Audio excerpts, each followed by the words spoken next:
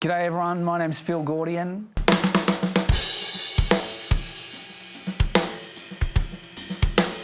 I'm from Melbourne, travelled around Australia quite a bit, lived overseas in America for a while, done a fair bit of touring through Europe as well as a lot of America. I think we've covered like 40 different states of America over the years.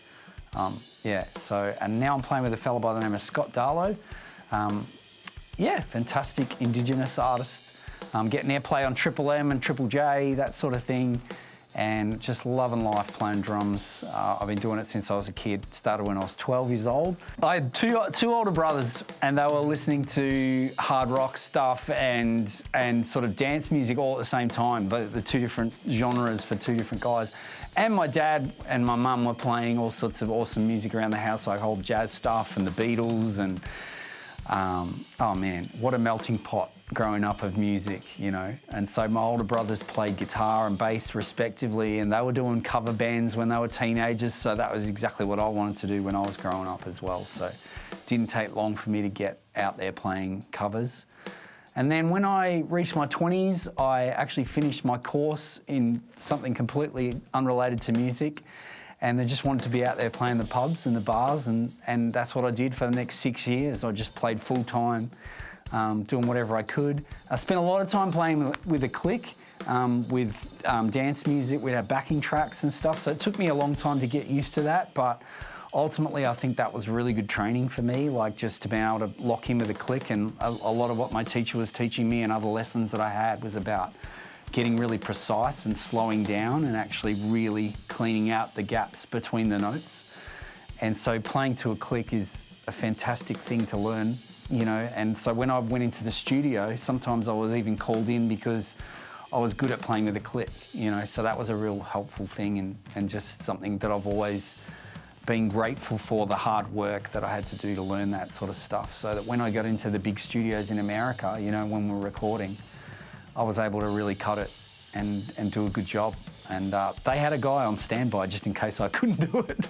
But by that stage, we'd been touring a lot, and you know, all those years of doing covers actually really helped build to that moment. So I just encourage you, no matter what kind of player you are, is to practice, you know, and work hard on your craft and aspire to be good at it, you know. And I think that was sort of built into me. I just watched other musicians, you know, growing up watching the bands like The Police and watching their videos and thinking, man, I want to be that good, you know. It was something I just really wanted to do. So I'm blessed to be able to do this, you know, and I love drumming. I've been endorsed by other brands, believe it or not, over the years of cymbals and drums, and so this is pretty exciting for me to actually consider something different. And I've got to say, Red cymbals are phenomenal. They are just awesome, up there with the best stuff that I've played, and particularly for Darlow's music, which is real hard rock, well, you know, noisy guitar music. I needed something that would cut pretty well. Red have obviously different lines of cymbals that cover different styles of music, you know. Some of the labels of traditional and vertical are probably more mellow, great for playing in church or softer settings. I've got into these bright hybrids for the noisy part of the kit that I really need to be able to cut through the band. But this cymbal's also amazing. I can just glance at it and it will just crash. And I love this thing over here, the vertical effects crash. I can just play it with my fingers and it just opens up beautifully. So I love having a variety of sounds, and that's something that's really important to me. I don't just play rock stuff. Often I'm working at home from my studio and getting sessions in from, you know, people from interstate, overseas, whatever. And sometimes they want me to play real quiet stuff, you know, stuff with brushes, and I need to have a variety of sounds, and particularly really warm sounding crashes like the vertical stuff, just to be able to really gently, just like a puff of wind, you know, just tap something really lightly and get a really lovely sound. Also, what I love about the traditional raw bow hats is that I can be really quiet and warm, sticky, you know, trippy little small 16th note things. But then when I'm with Darlow and I really need the noise, I can open these things up, and man, I can really sort of get stuck into them, and they've got the cut that I need as well. So just amazing versatility between all these different colours and types of cymbals that we got here. If you're a young person starting out, learn the alphabet. If you want to talk, you need to learn how to spell. You need to learn how to phrase things. So simple stuff. I still work on single strokes, okay? So spending 5 minutes at a time locked into a click at 80 beats per minute, playing eighth note single strokes, eighth note double strokes. And then combinations, just singles between left hand, right foot, right hand, right foot, left hand, left foot. Just different simple combinations between your hands and your feet. Just singles and doubles, really. That's like learning the alphabet. So if you're just starting out, learn the alphabet, learn how to speak, and then you'll be in good stead for when you finally come to put it all together on the kit. Basically, everything I play is made up of singles and doubles, even eighth notes at 80 beats a minute.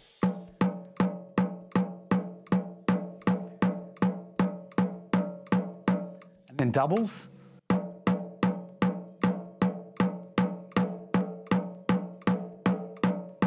And then hand and foot combinations, so singles between right foot, left hand.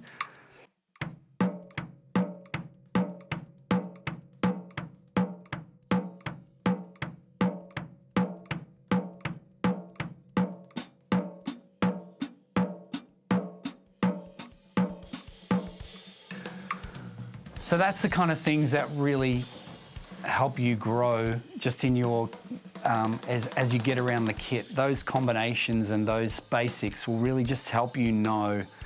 So when you get to faster speeds, you've done the hard yards. Always do those exercises minimum of 5 minutes at a time, I reckon is really important. And they're things that I still do. I still do 8th, 16th notes at 80 beats a minute, even slower, just to develop hand and foot combinations. So.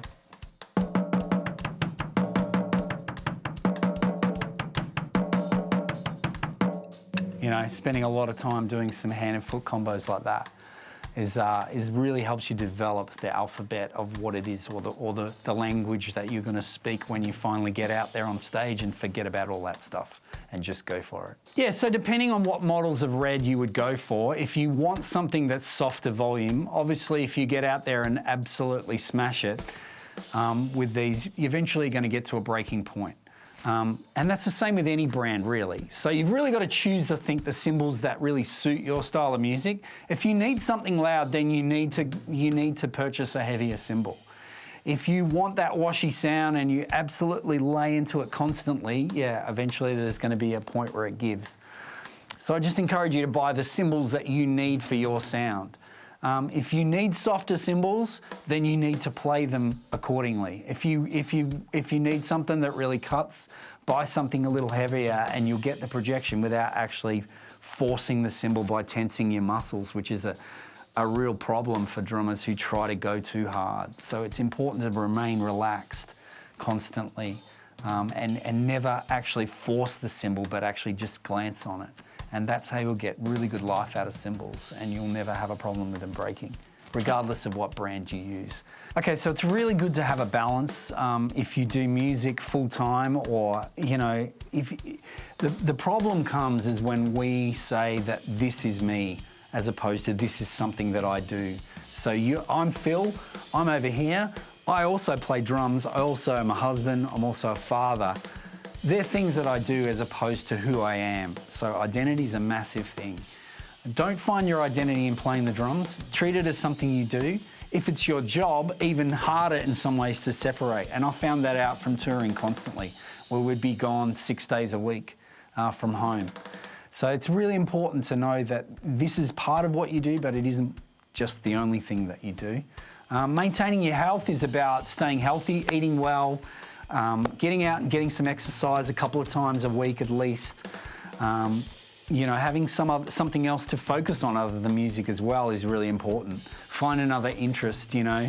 It could be fitness, it could be photography, it could be reading, all sorts of different things that you can do, but have a balance, work out a balance, you know. I find the guys that are a little over the top are the ones that are absolutely obsessed with constantly playing, and obviously you've got to do a certain amount of work to get good at what you do in your craft, but learn not to obsess over it, you know? Learn to make it a part of what you do. And I think that'll keep you in good stead for your mental health. Find other outlets for talking about life and what, you know, what life is about. Play a sport, or, you know, yeah, reading's an amazing thing because it takes your mind to lots of different places and helps you think about lots of different things. I think about some of the real pros, you know, guys like Neil Peart from Rush used to, motorcycling was an interest of his. I know the guys in Newsboys, they love motorbike riding and trail bike riding, that sort of thing. They've got other interests that really mix it up, you know, so it's really important to have other things to focus on. Probably one of my favourite funny stories with our band, the Paul Colman Trio, touring in America, is one of the first times we actually got to play there, and we got a support slot in front of a band called POD, which is a massive rock band, heavy metal kind of sound in San Jose in California. And just before we're about to go on, our bass player dropped his in-ear belt pack in the toilet. So we had to quickly work out how to get his sound happening right before we're about to go on stage. But at that time, we were touring as a real acoustic act. I didn't bring the full kit. I was just playing a snare drum predominantly, and we were playing to thousands of heavy metal fans with a snare drum, a bass guitar, and acoustic guitar, singing happy songs. You know, so we had some amazing opportunities like that. When we went to the Grammys, when we got nominated for a Grammy, we went to the red carpet. We were in Madison Square Garden in New York City, and Paul, our lead singer, was just gutsy as anything. He called out to the crowd, "Hey, we're the Paul Colman Trio from Australia. No one's ever heard of us, but would you give us a big cheer?" And they all went, "Yes!" Thousands of people on the street in New York City, and we even signed some autographs, which was pretty fun, even though no one really knew who we were. I think learning humility is tough because, you know, sometimes we just naturally get absorbed with what we're doing and who we are and all that sort of stuff. And sometimes it takes a few times that we fall over and make mistakes to realise, hey, I need to change a bit, you know. I've definitely felt like that, you know. There's times when I've realised, you know, I've just totally overstepped the mark, and it's great to have a few people in your life speaking into you saying, hey, listen, I think you're getting a bit too big for your boots. Get some people around you that will actually sort of see you for who you are. And, you know, you sort of learn, you have to learn humility. You don't just have it, you've actually got to work on it, and you've actually got to grow in it. And, yeah, I've been lucky to have some older guys in my life who've spoken into my life and said, hey, music isn't the only thing you do. It's part of who you are. It's part of what you do, but it's not it. You're a husband and a father, first and foremost, and that's the thing you've really got to take care of. And that's tough for someone like me who music comes easy. You know, music was just a fun thing for me. It was always something I really loved to do and enjoyed, you know, growing up as a kid. I was obsessed. But, you know, gradually we sort of prize that apart from who we are and our identity and focus on the things that really matter. Great relationships, important spending time, quality time with people that you love rather than just obsessing over your instrument. So, yeah, get some people around you that'll speak into your life and help you see the wood for the trees a bit.